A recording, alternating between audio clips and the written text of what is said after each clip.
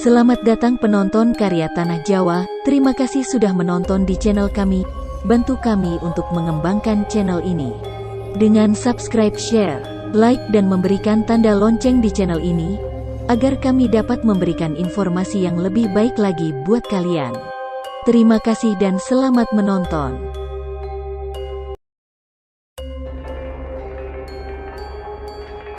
Gunung Tidar memang tidak seheboh dengan Gunung Merapi yang saat-saat tertentu membahayakan penduduk di lerengnya seperti Desa Kinahrejo beberapa waktu yang lalu.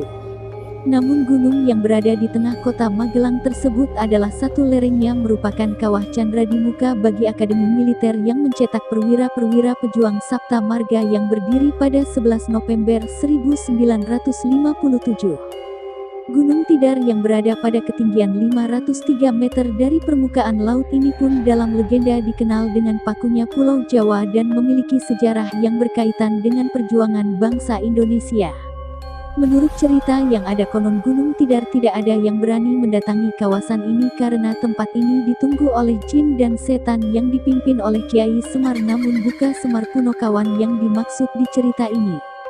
Setiap ada orang yang berniat untuk tinggal di Gunung Tidar ini, maka Kiai Semar akan mengutus anak buahnya yang berupa raksasa-raksasa untuk memangsanya.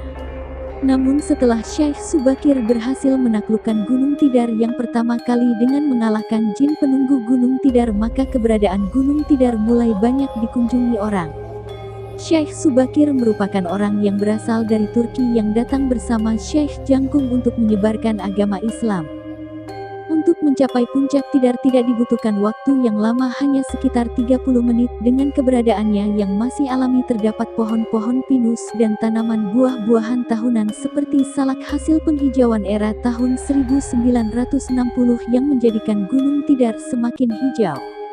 Di puncak Gunung Tidar terdapat lapangan yang luas dan di tengah lapangan tersebut terdapat tugu dengan simbol So dalam huruf Jawa dalam 3 sisinya, dan menurut juru kunci hal itu berarti sopo salah seleh atau kurang lebih artinya siapa yang bersalah sebaiknya mengakui kesalahannya.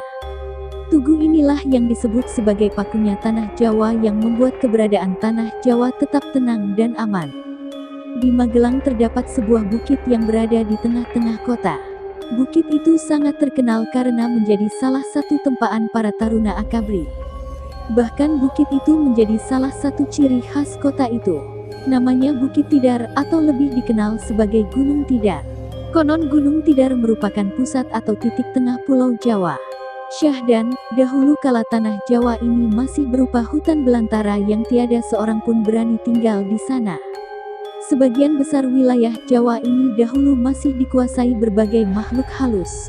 Tanah Jawa yang dikelilingi laut ini bak perahu yang mudah oleng oleh ombak laut yang besar. Maka melihat itu para dewata segera mencari cara untuk mengatasinya. Maka berkumpullah para dewa untuk membahas persoalan Tanah Jawa yang tidak pernah tenang oleh hantaman ombak itu. Diutuslah sejumlah dewa untuk tugas menenangkan pulau ini. Mereka membawa sejumlah bala tentara menuju Pulau Jawa sebelah barat. Namun, tiba-tiba Pulau Jawa kembali oleng dan berat sebelah karena para dewa dan bala tentara hanya menempati wilayah barat.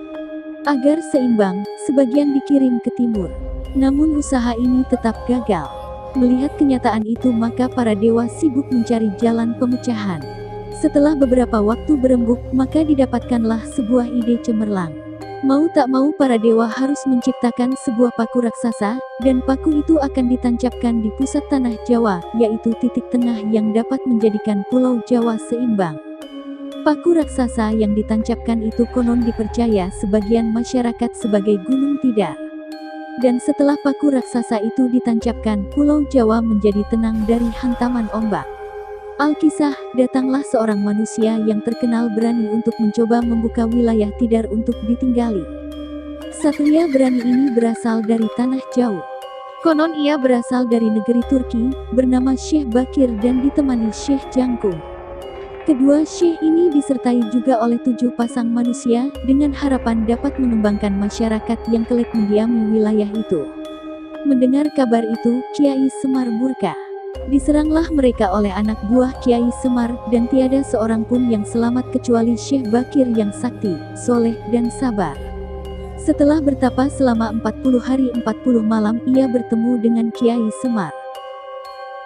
Bila ada pertanyaan bisa isi dan komen di kolom komentar. Jangan lupa subscribe, share, dan like agar channel Karya Tanah Jawa dapat berkembang dan menyajikan tayangan yang lebih baik lagi. Terima kasih para penonton Karya Tanah Jawa.